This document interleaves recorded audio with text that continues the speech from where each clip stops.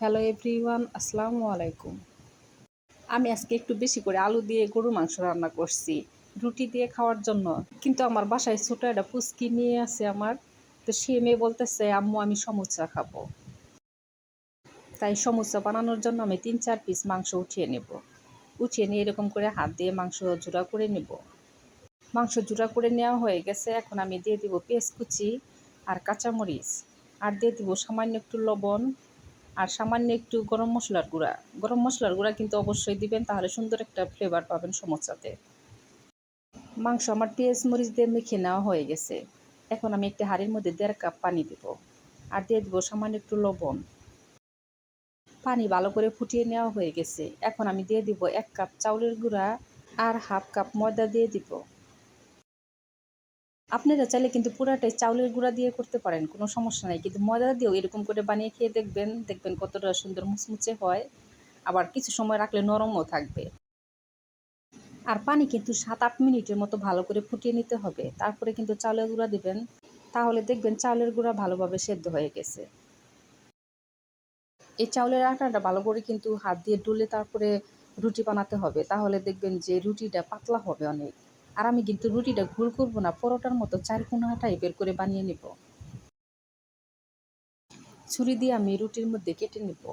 নিয়ে আমি এরকম করে সমোসার একটা ভাঁজ দিব। দেখেন কিভাবে ভাঁজটা দিলাম, একদম সহজ সমোসা বানানো।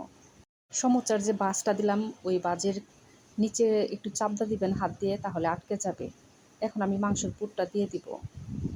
আমি সামান্য একটু পানি দিয়ে চারপাশে একটু ভিজিয়ে নিব, তারপরে এরকম করে হাত দিয়ে আটকে দেব। কিন্তু এই মুখটা কিন্তু ভালো করে আটকাতে হবে, না হলে কিন্তু ভাজার সময় ছেড়ে যাবে।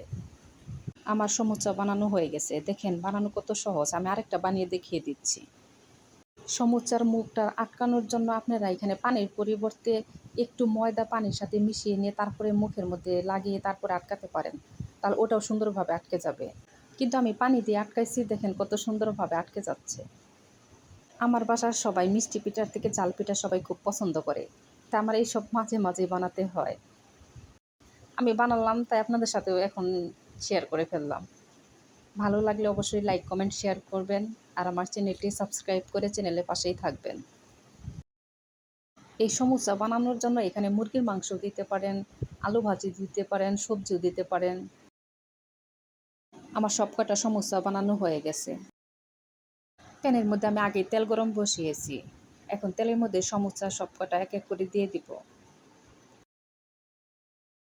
এই সমুচা ভাজতে কিন্তু একদম বেশি তেলও লাগে না, অল্প তেলের মধ্যে এই সমুচা ভেজে নামিয়ে ফেলতে পারবেন। সমুচা এক পাশে হয়ে গেছে, এখন আমি উল্টে পাল্টে ভালো করে ভেজে নিব। সমুচা ভাজা হয়ে গেছে, এখন আমি উঠিয়ে নিব। সবাই অনেক ভালো থাকবেন, আমাদের জন্য দোয়া করবেন। আল্লাহ হাফেজ।